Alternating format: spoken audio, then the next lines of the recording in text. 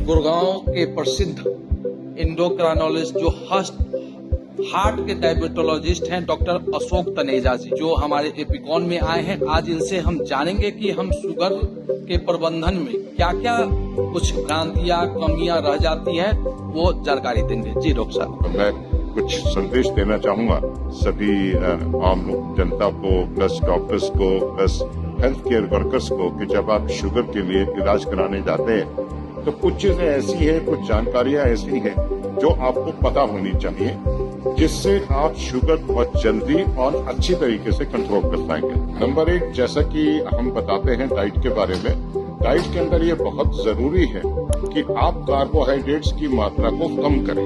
Carbohydrates का मतलब ये है कि जैसे खाने पीने में कार्बोहाइड्रेट्स हैं वो तो आपको मिलेंगे ही, प्लस जो एडिशनल है जैसे कि चीनी, गुड़, शक्कर, इसको इस्तेमाल नहीं करें। दूसरा है कि डाइट के अंदर प्रोटीन की मात्रा को बढ़ाएं, क्योंकि हमारे देश के अंदर ये कहा जाता है कि हम प्रोटीन जो है वो थोड़ा डेफिशिएंट है। इस कमी को पूरा करिए। अच्छा प्रोटीन लीजिए, अंडा लीजिए, सोयाबीन लीजिए, दालें लीजिए, और आप पिस्ता भी इस्तेमाल कर सकते हैं। मूंगफली भी एक अच्छा सोर्स है। दूसरा पॉइंट आता है इसमें एक्सरसाइज का। जब हम लोगों को कहते हैं कि आप एक्सरसाइज करिए, तो एक्सरसाइज का मतलब सिर्फ पैदल चलना नहीं है, उसके साथ साथ दूसरी मांसपेशियों को भी एक्टिवेट करना जरूरी है।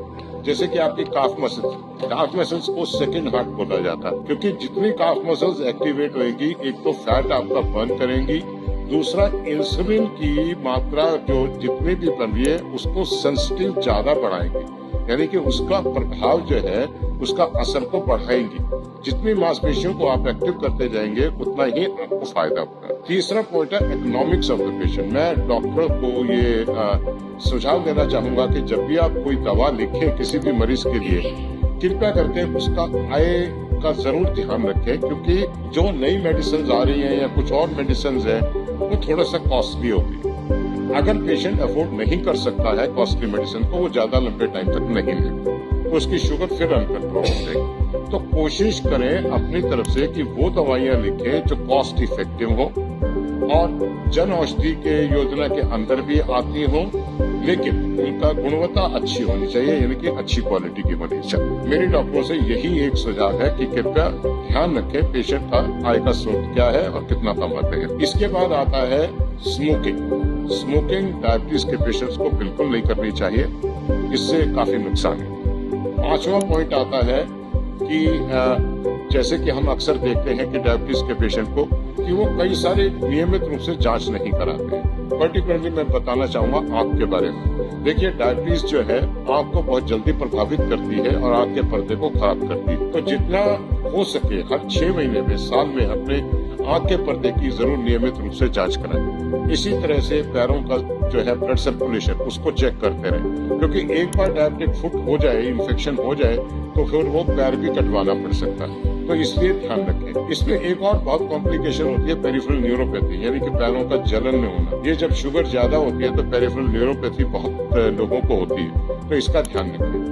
नेफ्रोपैथी यानी कि किडनी का फेलियर होना डायबिटीज के अंदर एक आम बात है, क्योंकि अनकंट्रोल्ड डायबिटीज से किडनी की डैमेज होती है। उसकी नियमित रूप से जांच करें और ध्यान रखें कि पैरों पे और मुंह पे जब भी आपके सोजिश आए तो आप कृपया करके जल्दी से जल्दी अपने गुर्दे की जांच कराएं। इसी तरह से हार्ट का है। हार्ट के लिए मैं बोलता हूँ, जितना आप पैदल चलेंगे, सीढ़ियां चढ़ेंगे, यदि आपको सांस फूलता, बहुत ज्यादा सांस फूलता है थोड़ा दूर चलने पे, जल्दी से जल्दी अपने दिल की जांच कराएं अपने एक अच्छे स्पेशलिस्ट के साथ। धन्यवाद। इसमें व्यायाम का क्या ये है, व्यायाम किस तरह का रखना चाहिए, क्या रोल है व्यायाम? देखिए, व्यायाम 2 प्रकार का होता है। एक को बोलते हैं हम एरोबिक। एरोबिक का मतलब ये होता है कि जब आप पैदल चलते हैं, स्विमिंग करते हैं, बैडमिंटन खेलते हैं या कोई भी गेम खेलते हैं, उसको एरोबिक एक्सरसाइज कहा जाता है। दूसरी एक्सरसाइज की टाइप होती है जिसको मसल रेजिस्टेंस ट्रेनिंग एक्सरसाइजेज बोलते हैं, यानी कि डंबल उठाना, वेट उठाना और अपनी काफ मसल्स को एक्टिवेट करना, सीधे खड़े होकर झुकना, पीटी करना, योगा करना, ये होती है मसल ट्रेनिंग एक्सरसाइज। इससे इंसुलिन की सेंसिटिविटी बढ़ जाती है और इसका काफी फायदा होता है। एक और इम्पोर्टेंट पॉइंट बताना चाहूंगा इसमें, वह है संगीत का।